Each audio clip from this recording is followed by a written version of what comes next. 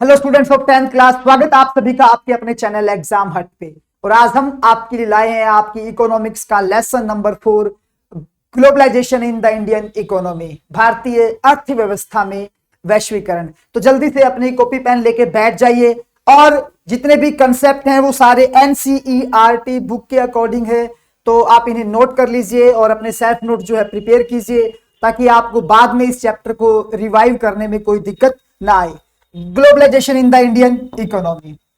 आज mid 20th century की हम लोग बात करते हैं। आज आप लोग देख सकते हो कि अगर आप मार्केट जाएंगे तो आप चाहो तो वहां से जापान की चीज भी ले सकते हो, अमेरिका की चीज भी ले सकते हो, दुनिया की किसी भी कंट्री की कोई ऐसी चीज जो ऐसी नहीं है जो आपको यहाँ पे क्या ना हो, अवेलेबल ना हो। तो आज पुराने टाइम की बात करते तो ट्रेड, पुराने टाइम में क्या था कि जो व्यापार के थ्रू दुनिया के देश जो थे आपस के अंदर जुड़े हुए थे, सभी दुनिया के देश जो थे व्यापार के माध्यम से, ट्रेड के माध्यम से एक दूसरे से क्या थे, कनेक्ट थे। फिर धीरे से कंसेप्ट आया एमएनसीज का, मल्टीनेशनल कॉरपोरेशन। ये वो कंपनियां थी, मल्टीनेशनल कॉरपोरेशन वो कंपनियां थी जो ट्रेड करती थी एक से ज्यादा कंट्रीज के अंदर।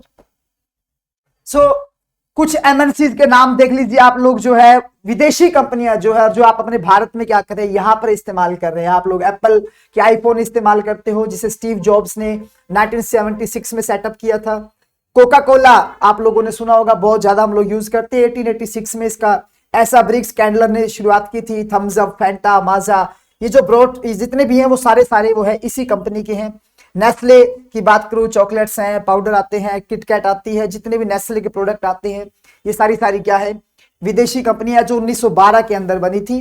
सो ये जो आप पिक देख रहे हो यहाँ पे, जो आपको साफ शो करती है कि आप कहीं भी सोच भी नहीं सकते कि ये जो चीजें है वो विदेशों में बनी है, लेकिन इतनी इजीली आपके पास के किराना स्टोर में क्या हो जाती है, अवेलेबल हो जाती है। सो मल्टीनेशनल कॉर्पोरेशन, तो मल्टीनेशनल कॉर्पोरेशन क्या होता है, वो कंपनी होती है जो ट्रेड करती है एक से ज्यादा देशों के अंदर। तो मल्टीनेशनल कॉर्पोरेशन जो क्या करती है, ये अपना बिजनेस सेटअप करती है, अपनी फैक्ट्री सेटअप करती है ऐसी जगह पे, ऐसी कंट्रीज में जहां पे इनको क्या मिल जाए, इजीली चीप लेबर मिल जाए, ताकि ज्यादा से ज्यादा क्या कर सके, ये प्रोडक्शन ले सके। और मल्टीनेशनल कंपनी जो होती है, इनका मोटिव एक ही होता है कि प्रोडक्शन के अंदर इनपुट की जो कॉस्ट है वो कम से कम हो और इन्हें आउटपुट क्या मिले, ज्यादा से ज्यादा मिले। सो इनकी जो गुड्स एंड सर्विसेज है मल्टीनेशनल कंपनी की, वो एक जगह पे नहीं कई जगह पे बनती है।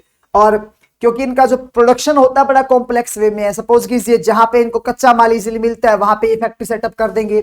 जहां पे इनको अच्छी इंग्लिश बोलने वाले कॉलर्स, मतलब इनके कॉल सेंटर्स होते हैं, तो वहां अपने कॉल सेंटर सेटअप कर देंगी।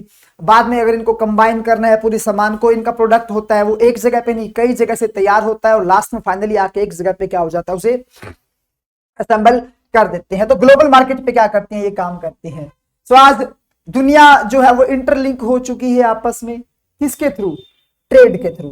तो यहां से एमएनसी जो होती है वो अपना बेसिक सेटअप वहां करेगी, मैंने आपको बताया जहां उनको चीप लेबर मिलेगी। मैन्युफैक्चरिंग इंडस्ट्री चैप्टर हम लोगों ने किया था, लोकेशन की बात वही आ जाती है, जहां पे इनको स्किल्ड लेबर मिलती हो, अनस्किल्ड लेबर मिल जाए चीप लेबर पे। गवर्नमेंट की पॉलिसीज को ये देखती हैं और वहां पे क्या करती हैं, अपना फॉरेन इन्वेस्टमेंट जो है ये कंपनियां करती हैं ये। सो वो मनी जो विदेशों में इन्वेस्ट की जाए वो क्या कहलाती है, आपकी फॉरेन इन्वेस्टमेंट कहलाती है। सो लैंड, बिल्डिंग, मशीन ये सब खरीदने के लिए विदेशों में जो पैसा लगाते हैं वो क्या कहलाता है, फॉरेन इन्वेस्टमेंट कहलाता है, विदेशी निवेश कहलाता है। तो उसके बाद एक एमएनसी जो होती है वो क्या करती है, उसके बिजनेस सेटअप करने के अलग अलग तरीके। जो पहला तरीका है, एक विदेशी कंपनी अगर भारत में आएगी तो अपना व्यापार कैसे सेटअप करेगी, उसका पहला तरीका क्या है, एक एमएनसी क्या करती है, यहाँ की लोकल कंपनी के साथ क्या हो जाती है, मिल जाती है। हीरो होंडा आप लोगों ने नाम सुना होगा, जो होंडा है वो जापान की है और हीरो जो है हमारी इंडिया की कंपनी थी। दोनों ने मिलकर क्या किया था, बिजनेस शुरू किया था। इसके अलावा जितनी भी यहाँ पे कंपनी आप लोग देख रहे हैं ये सारी वो कंपनीज हैं, विदेशी कंपनियां जो यहाँ पे आई और लोकल कंपनी के साथ क्या हो जाती हैं, ये मर्ज हो जाते हैं। उसके बाद अगर विदेशी कंपनी आके सेटअप करती है तो लोकल कंपनी को क्या फायदा होता है, लोकल कंपनी को क्या फायदा होता है बेटा, उसको इन्वेस्टमेंट मिल जाती है, अच्छी मशीनें मिल जाती है, अच्छी टेक्नोलॉजी उनको मिल जाती है और लोकल कंपनियां जो होती है वो ग्रो कर लेती हैं। दूसरा तरीका भी इनके पास, एक एमएनसी क्या करेगी, बाहर से आएगी वो लोकल कंपनी को बाय अप कर लेगी, खरीद लेगी। डायरेक्ट लोकल कंपनी को खरीदने से उसको क्या फायदा होगा, उसको सभी चीजें जो है बनी बनाई क्या मिल जाएंगी, तैयार मिल जाएंगी। और इसके बाद एक तरीका और है, ये जो बड़ी बड़ी एमएनसी होती है वो क्या करती हैं, छोटे छोटे प्रोडक्ट्स के ऑर्डर प्लेस कर देती है। तो एक एमएनसी 3 तरीके से काम करती है, bye partnership, by buying up, और तीसरा बाय प्लेसिंग ऑर्डर। जैसे छोटे बड़े जूते हैं, गारमेंट्स हैं, इन सब के ऑर्डर वो प्लेस कर देती है एमएनसी यहाँ के, और वो जो है उनके टैग से वो चीजें क्या होती है मार्केट में उतारी जाती है। तो एक एमएनसी 3 तरीकों से क्या करती है, काम करती है ये। तो उनके ब्रांड नेम से बिकती है, मैंने आपको बताया था।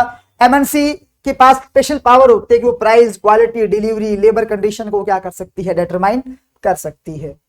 और interconnecting of MNCs and local company क्या होता है कि पार्टनरशिप सेटअप होने से लोकल कंपनी, मैंने आपको बताया था 3 तरीके हैं। सो वो क्या करे, लोकल कंपनी ने जो भी उनको सप्लाई दी, जो भी रॉ मटेरियल इंफ्रास्ट्रक्चर वो होता है इजीली उनके पास तैयार होता है, और वो क्या कर देती हैं, इन एमएनसीज को प्रोवाइड कर देती हैं। सो एमएनसी क्या करती है, उनका स्ट्रॉन्ग इन्फ्लुएंस होता है डिस्टेंट लोकेशंस के ऊपर। तो रिजल्ट क्या है कि उनका जो प्रोडक्शन है वो वाइडली स्प्रेड हो जाता है, दूर दूर तक फैल जाता है। Foreign trade and integration of market हम लोग पढ़ने वाले हैं। फ्री ट्रेड एग्रीमेंट, अब देखो क्या था, काफी लंबे समय तक क्या था कि विदेशी जो व्यापार था उसके ऊपर काफी हमारे भारत में जो थी रोक लगाई गई थी। लेकिन आज पूरी दुनिया जो आपस में क्या हो चुकी है, इंटरलिंक हो चुकी है, क्योंकि दुनिया की जो कंट्रीज है उनके बीच में क्या हो चुके हैं, फ्री ट्रेड एग्रीमेंट हो रहे हैं, जिससे आज विदेशी व्यापार बहुत आसान हो गया है। तो प्रोड्यूसर जो है उनके लिए अपॉर्चुनिटीज है कि वो अब डोमेस्टिक, हमारे जैसे क्वेश्चन बनता है कि ग्लोबलाइजेशन का इंडियन प्रोड्यूसर्स को क्या फायदा हुआ, तो आप ये कहेंगे कि अपॉर्चुनिटी मिली है इंडियन प्रोड्यूसर्स को कि वो पूरे वर्ल्ड में छा चुके हैं। आज हमारी भारत की जो कंपनियां हैं वो पूरे विदेशों में क्या कर रही हैं, एमएनसी बन के काम कर रही हैं। कंज्यूमर को क्या फायदा हुआ, कंज्यूमर को चॉइस बढ़ी है, इतनी सारा विदेशी जो है सामान आया जिसकी वजह से कंपटीशन बढ़ा है। कंपटीशन बढ़ने से अच्छी क्वालिटी की चीजें कम दामों पे यहाँ पे लोगों को क्या हो रही है, प्रोवाइड हो रही है, मिल रही है। मार्केट में कंपटीशन है, जिसे लोकल और फॉरेन कंपनीज में कंपटीशन है, दोनों बेस्ट से बेस्ट करने क्या करते हैं, सोचते हैं। तो इसलिए जो आपका ग्लोबलाइजेशन है वो मार्केट को क्या करता है, इंटीग्रेट करता है, कंपटीशन इंक्रीज होता है। और बस दिक्कत क्या, जैसे चाइना का खिलौना है, तो ये आप एक नुकसान भी कह सकते हो। एक भारत की कंपनी जिसका डिजाइन भी ओल्ड होगा, सामान भी महंगा होगा, वहीं चाइनीज एक खिलौना है जो चीपर रेट पे होगा, नया डिजाइन होगा, अट्रैक्टिव होगा, तो लोग किसे पसंद करेंगे, इसे पसंद करेंगे। तो इस ग्लोबलाइजेशन की वजह से, वैश्वीकरण की वजह से लोकल लेवल के ऊपर जो प्रोड्यूसर्स हैं उनको काफी नुकसान जो है झेलना पड़ा है। सो ग्लोबलाइजेशन है क्या? So globalisation is the process of integration और इंटरकनेक्शन बिटवीन कंट्रीज। दुनिया के जो देश हैं वो आपस में इंटरकनेक्टेड होते हैं, वो क्या कहलाता है, ग्लोबलाइजेशन कहलाता है। इस ग्लोबलाइजेशन को आगे बढ़ाने में जो सबसे बड़ा रोल प्ले किया है, वो रोल प्ले किया है मल्टी नेशनल कॉरपोरेशन ने। ये जो मल्टीनेशनल कंपनीज है जो आज विदेशों में अपने व्यापार को कर रही हैं, इनकी वजह से ग्लोबलाइजेशन जो क्या है, सक्सेसफुल हुआ है। आज ज्यादा ज्यादा सर्विसेज, चीजें, इन्वेस्टमेंट, टेक्नोलॉजी पूरी कंट्रीज के बीच में आपस में क्या हो रही है बेटा, शेयर हो रही है। सिर्फ ह्यूमन बीइंग का नहीं, इसके अलावा आपको पता है कि लोग एजुकेशन के लिए भी विदेशों में जाते हैं, अपने आइडियाज को लेके जाते हैं, अपने विचारों को विदेशों तक पहुंचाते हैं। ये सब भी ग्लोबलाइजेशन की वजह से क्या हो पाया है, संभव हो पाया है। सो आज जो ग्लोबलाइजेशन है वो इतना बड़े लेवल पे क्यों चला है? पुराने टाइम की बात करें तो लोग के पास ट्रांसपोर्टेशन की फैसिलिटी नहीं थी, टेक्नोलॉजी उनके पास नहीं थी। तो वो फैक्टर जिन्होंने ग्लोबलाइजेशन को बढ़ाया, उसमें सबसे पहले आता आपका टेक्नोलॉजी आता है, उसका टेलीकम्युनिकेशन, कंप्यूटर। आज विदेशी कंपनियां जो है विदेशों में बैठी बैठी क्या कर सकती है, जो जितना भी उनका काम है उसे क्या कर सकती हैं, देख सकती हैं, चला सकती है। तो ये वो फैक्टर है जिन्होंने बढ़ाया है। टेक्नोलॉजी की बात करें तो टेक्नोलॉजी इतनी बढ़ती जा रही है कि उसने ग्लोबलाइजेशन के प्रोसेस को बहुत ज्यादा क्या कर दिया, स्पीड कर दिया है। और आप लोग देख सकते हैं कि पिछले 50-60 सालों में बात करें तो ट्रांसपोर्टेशन के अंदर आपकी आंखों के सामने ही जो है वो कितने बदलाव आपको देखने को मिले हैं ये। सो इस वजह से लोअर कॉस्ट पे जो हम विदेशों में आ सकते हैं, जा सकते हैं। टेलीकम्युनिकेशन, कंप्यूटर, इंटरनेट ये सब बढ़ गए हैं, जिससे ग्लोबलाइजेशन की प्रोसेस को और भी ज्यादा क्या मिला है बेटा, बूस्ट मिला है। उसके बाद अगला कंसेप्ट आता है liberalization and foreign trade and investment. Liberalization क्या होता है? देखो आज जो विदेशी कंपनियां भारत में आ रही हैं, भारत के साथ व्यापार कर रही हैं, तो लिबरलाइजेशन का मतलब क्या है कि जो ट्रेड होता है, व्यापार होता है, उस व्यापार के ऊपर से रिस्ट्रिक्शंस को हटाना, removing barrier from foreign trade is known as liberalization. हमारे भारत के अंदर 1991 के अंदर इसको अपनाया गया था। तो गवर्नमेंट जो है लिबरलाइजेशन का इसलिए इस्तेमाल करती है ताकि कंज्यूमर को चॉइस मिले, यहाँ के प्रोड्यूसर्स में कंपटीशन की क्या आए, भावना आए। इसके अलावा ट्रेड बैरियर वर्ड है जो लिबरलाइजेशन का बिल्कुल उल्टा पड़ता है। जब चाहे सरकार को जब लगे कि विदेशी व्यापार को थोड़ा कंट्रोल करना है तो टैक्स लगा के या स्ट्रिक्ट लेबर लॉज लगा के सरकार क्या कर सकती है, ट्रेड बैरियर जो है लगा सकती है। इंडियन गवर्नमेंट ने आजादी के बाद बैरियर लगाए थे फॉरेन इन्वेस्टमेंट पे, ये इसलिए ताकि हमारे लोकल प्रोड्यूसर्स को क्या कर सके, प्रोटेक्ट कर सके। कुछ ऐतिहासिक कारण भी थे, ब्रिटिश भारत में आए थे और आने के बाद उन्होंने पूरे भारत पे जो था कब्जा कर लिया था, तो वो कहीं ना कहीं माइंड में था कि विदेशी व्यापार और विदेशी कंपनियों को अगर ऐसे अलाउड किया तो हो सकता है कल को आके हमारे पॉलिटिकल एडमिनिस्ट्रेशन में वो क्या करें, इंटरफेयर करें। बट बाद में सरकार ने क्या किया था, कंपटीशन को बढ़ाने के लिए क्या किया, फॉरेन इन्वेस्टमेंट को लागू कर दिया था। 1991 में गवर्नमेंट डिसाइड किया कि अब टाइम आ चुका है कि इंडियन प्रोड्यूसर जो कंपीट करें विदेशों के साथ, और ये जो कंपटीशन होगा वो क्या करेगा, हमारे यहाँ लोकल प्रोड्यूसर की परफॉर्मेंस को क्या करेगा, इंप्रूव करेगा। जिसकी वजह से क्या किया गया, हमारे भारत में लिबरलाइजेशन को क्या किया गया, अपनाया गया। फॉरेन ट्रेड से बैरियर सारे क्या कर दिए गए, हटा दिए गए। So removing of these restriction barrier set by the government was termed as liberalisation, उदारीकरण कहते हैं। व्यापार के ऊपर से जितनी भी रिस्ट्रिक्शन थी उनको हटाना।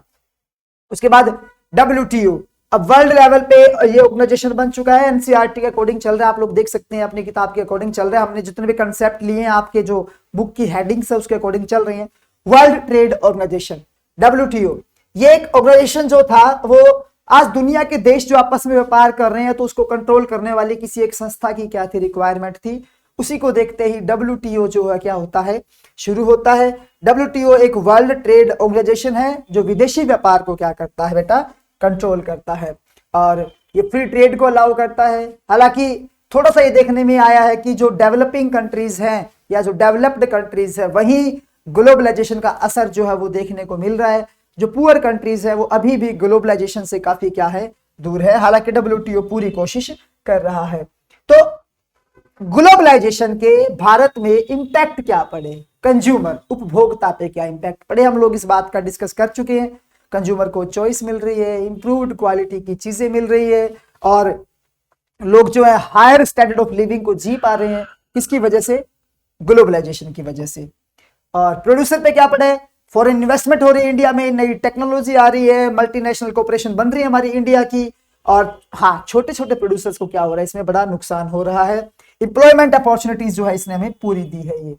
सो अब जो ग्लोबलाइजेशन है उस ग्लोबलाइजेशन को फेयर कैसे बनाया जा सकता है, how globalization can be made more fair. क्योंकि ग्लोबलाइजेशन अगर फेयर होगा, सही होगा, तभी जो है ग्लोबलाइजेशन का पूरा फायदा जो है वो उस दुनिया को मिल पाएगा। सो सरकार को चाहिए कि जो छोटे मोटे प्रोड्यूसर्स होते हैं उनको फाइनेंशियल सपोर्ट दे सरकार। अगर सरकार उनको क्या देगी, फाइनेंशियल सपोर्ट देगी, तो क्या होगा, जो स्मॉल प्रोड्यूसर्स है वो क्या कर पाएंगे, आगे बढ़ पाएंगे। तो सिंपली इस चैप्टर के अंदर हम लोगों ने जो कंसेप्ट पढ़े थे, मैं आपको क्वेश्चन बना देता हूं जो बनते हैं इस चैप्टर के। जो पहला क्वेश्चन बनेगा, व्हाट इज ग्लोबलाइजेशन, और वो कौन से फैक्टर है जिन्होंने ग्लोबलाइजेशन को इंप्रूव करवाया है। सो आप इसमें टेक्नोलॉजी के बारे में लिख सकते हो। सेकंड है कि जो एक MNC होती है, MNC अपने बिजनेस को कैसे सेटअप करती है। मैंने आपको बताया था कि 3 तरीकों से एक MNC जो है वो अपने बिजनेस को बेटा क्या करती है, सेटअप करती है। उसके बाद जो ग्लोबलाइजेशन है उसकी एडवांटेजेस क्या रही हैं। एडवांटेजेस में आपको बताया था मैंने, कंज्यूमर को चॉइसेस मिल रही हैं। हमारी भारत की कंपनियां जो आज विदेशी लेवल पे क्या कर रही है, वर्ल्ड लेवल पे क्या कर रही है, छा रही है। इसके बाद हम लोगों ने पढ़ा था कि जो ग्लोबलाइजेशन है वो फेयर कैसे हो सकता है, लिबरलाइजेशन क्या होता है, ट्रेड बैरियर क्या होते हैं। टोटल CBSE में जो 10 मार्क्स की जो है सिर्फ आपकी इकोनॉमिक्स का सेक्शन आता है, जिसमें से आपके 3 या 4 मार्क्स के क्वेश्चन जो है ब्लूप्रिंट के अकॉर्डिंग इस चैप्टर में से आपको देखने को मिलेंगे। सो सिंपल लैंग्वेज में, बिल्कुल सिंपल लैंग्वेज में, बिल्कुल सिंपल से नोट्स के साथ मैंने ये चैप्टर के कंसेप्ट आपको क्या कर दिए, क्लियर कर दिए हैं।